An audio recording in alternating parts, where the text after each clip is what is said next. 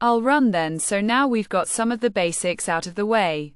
I want to start to move on to page layout and how Bootstrap helps us with that. To begin with, we're going to look at containers. Now, containers are the most basic layout feature that Bootstrap has to offer, and you're going to find yourself using them quite often to wrap your page content. They apply padding around the content.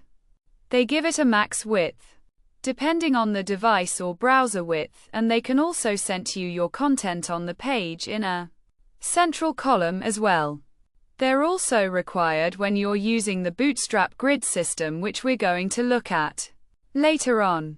Now, if we scroll down a little bit, we can see all the different container classes that we can use, and the widths of the containers at the different Bootstrap breakpoints.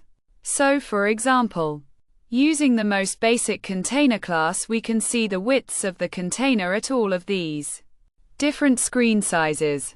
For extra small screens like mobiles, it's 100% width. As the screen sizes get larger, the width of the container gets bigger too. The same is true for the other variations. The only difference is that the container remains at 100% width for longer as screen sizes get bigger. For example, the container LG class maintains 100% screen width until the large breakpoints, at which point it gets a series of different max widths as the screen size increases. So let's give some of these a whirl in our code. Okay, so let's create a container. I'm going to have a div with a class of container, but also a class of ny-5 to give this margin in the wide direction. And inside the container, I'm just going to do an h2 says normal container, and then underneath the h2 I'll do a paragraph with some lora ipsum like so. So if we take a look at this, now we can see that this has a maximum width.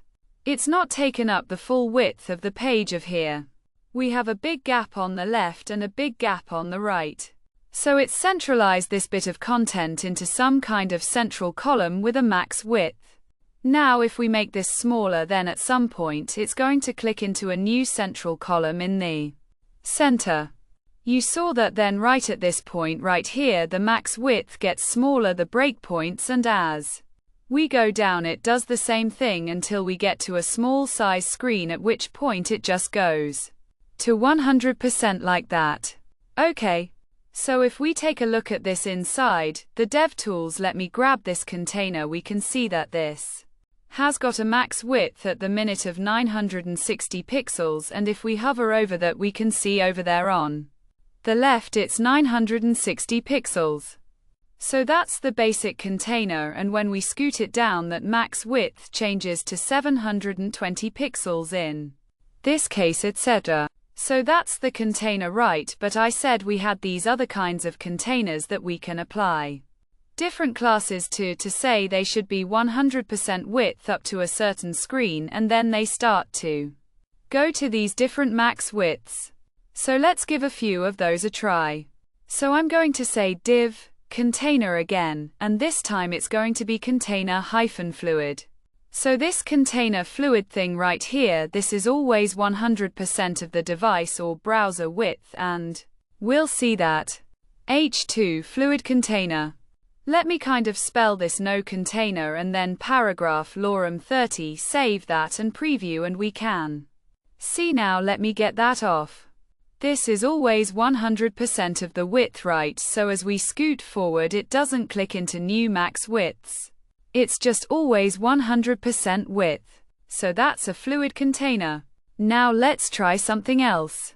I'm going to come down here and do another div with a class of container, and this time it's going to have LG applied to it and also ny-5 to give it some margin.